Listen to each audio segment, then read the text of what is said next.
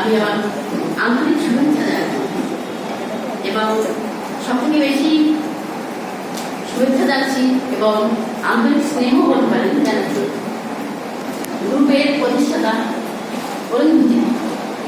ওর জন্যই আমরা সবাই এখানে আসতে পেরেছি, সবাইকে চিনতে পেরেছি, জানতে পেরেছি, বুঝতে পেরেছি। তো আমি তেমন কিছু বলতে পারি না, তো চেষ্টা করছি একটুখানি। তো অনেকদিন আগে আমার এক দাদা, একটা গ্রুপের দাদা, উনি বলেছিলেন কবিতা কি? কবিতা হলো এমন একটা জিনিস, বিশাল একটা ঘটনাকে ছোট্ট করে যারা লিখতে পারে সেটাই হলো কবিতা।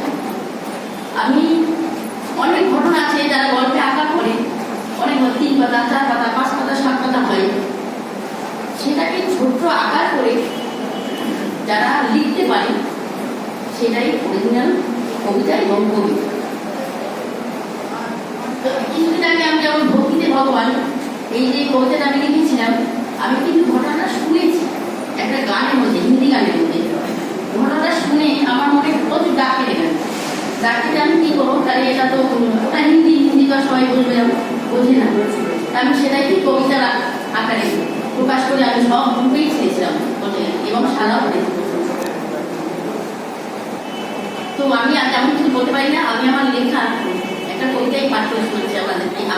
আমি আবৃত্তি করতে পারি না, কিন্তু আমি চেষ্টা করছি। সেটা আমার ফ্রেন্ডের জন্য আমি ফ্রেন্ড ডেতে লিখেছিলাম। এটা কবিতাটার নাম হলো সেই তো তুই। সেই তো তুই আমার প্রিয় বন্ধু, যার কাছে দ্বিধা না করে মনের সব কথা বলতে পারি আমি।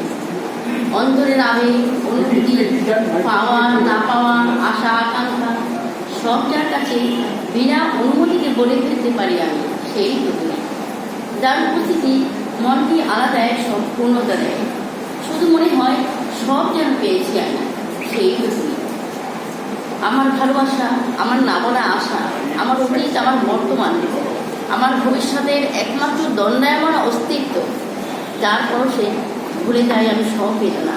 সেই যাকে অনুভব করি আমি মর্মে মর্মে, যাকে ভুলতে পারিনি কোনোদিন। সেই তো তুমি, যে আমার সঙ্গে কাঁদতে পারে, ভালোবাসতে পারে উদার আকাশের মতো, যার কাছে কিছুই আমার গোপন নেই, আমার অক্ষমতা, আমার না বলা কথা, যে আমাকে ভুলেও ভালোবাসে, আমার সূক্ষ্ম অনুভূতি মনে রাখে, যার কাছে আমি সীমাবদ্ধ। সেই তো তুই আমার প্রিয় বন্ধু। আর কিছু বললাম না, আমি এখানে শেষ করলাম। সবাইকে অসংখ্য ধন্যবাদ এখানে উপস্থিত থাকার জন্য।